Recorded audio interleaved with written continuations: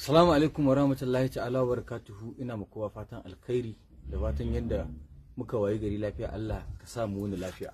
Sunana Lawal Ahmed Jarumi a masana'antar fina-finan Kannywood, Umar Hashim a cikin Izzar su.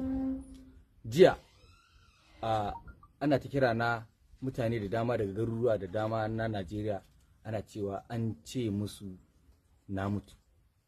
To ban mutu ba, gani da raina yanzu haka ma ina cikin garin Jigawa, muna aiki tare da sauran abokan ayyuka na. In kuka duba duk za ku ga mu gama a zaune tare da su.